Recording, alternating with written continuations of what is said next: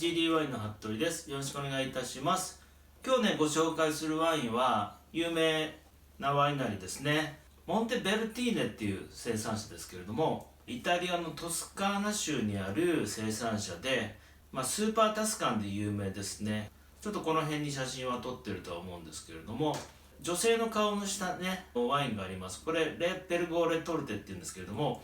こちらがですね、フラッグシップのワインになっています。で、こちらね、1977年からこのフラッグシップワインを作って、実際にね、女性の顔になったのは82年、からになってますけれども、毎年ね、違う絵になってますので、コレクターも多い、ワインになりますが、このモンテベルティーネのこの今日持ってきてるワインはね、実はワイン名もモンテベルティーネっていうね、ワイナリーの名前を冠してます。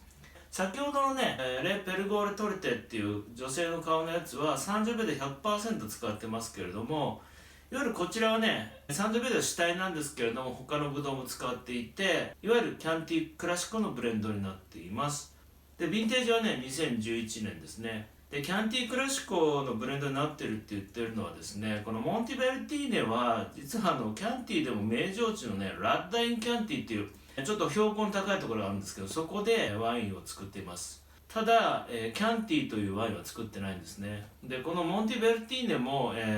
このワインもね、名乗ろうと思えば、キャンティクラシコリゼルバまでいけます。ですが、名乗っていませんということで、中身はね、中身というか作りはね、キャンティクラシコリゼルバと同じ作り方をしています。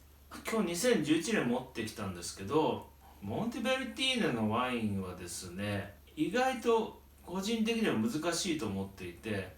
若い時よりかはやっぱりちょっと熟さないと開いてこないっていう感じですね。先ほどの女性の絵のね、レ・ペルゴールトルテも結局ですね、5年とかで飲むとちょっともったいない感じがするぐらいですね、非常にね、長熟なワインだと私は思っています。で、このワインも、数年前に飲んだんですけど、まだ開きが足りないなということで今日持ってきています。外見ですけれども、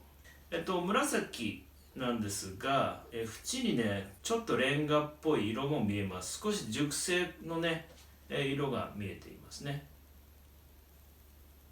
香りはね、とっても開いてますね。熟したプラム系とか、あとはドライフルーツ系、イチジクのドライフルーツですね。あとね、キャンティでよく感じるんですけど、梅の香りであるとか、ちょっと金属っぽい香り、非常に複雑です。はい、アタックはね、やっと開いてきましたがね、バランスがいいです。果実味はね、香りと同じプラム系の果実味が広がりますね。でね、酸味が心地よいです。綺麗な酸味と全体的に分厚い、ワインだと思いますので、果実味とですね、それからタンニンもまだしっかりしてますね。まだまだ熟成できるような味ですね。はい、で余韻の方はね、少しね、土っぽいというかね、そういうイメージですね。明るいワイン、全体的に明るいワインというよりかは結構シリアスなワインですね。モンテベルティーネの、ホームページ、資料とか見てやっぱりこう日常的に飲めるワインみたいなことが書いてありましたけど、結構本格的なワインだと思いますね。素晴らしいワインですね。先ほどのね、フラッグシップのワインとこちらセカンドっていう人もいるんですけど、全然違います。こちらは本当にキャンティブレンドのね、非常に素晴らしいワインです。で、顔のね、ラベルがついたペルゴールトルテはやっぱりね、30秒 100% ということで、ちょっとね、違った顔を持っていますが、どちらにしてもね、長熟なワインですね。とっても美味しかったです。ありがとうございました。はい、GDY の服部です。どうもありがとうございました。今日はね、こちら、ポスターがありましたね。レ・ペルゴールトルテ。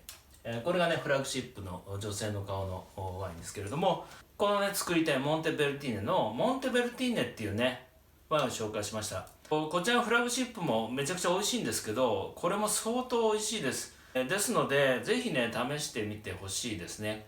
少し玄人さん向けというか、だいぶワインに飲め慣れた方が美味しいって最初は思うかもしれませんけれども、熟したもの、10年以上経ったものに関してはもうみんな美味しくは飲めると思うんですけれども、トスカーナのワインを飲み慣れてる方におすすめです。他にもね、このような動画ありますので、ぜひチェックしてみてください。どうもありがとうございました。失礼いたします。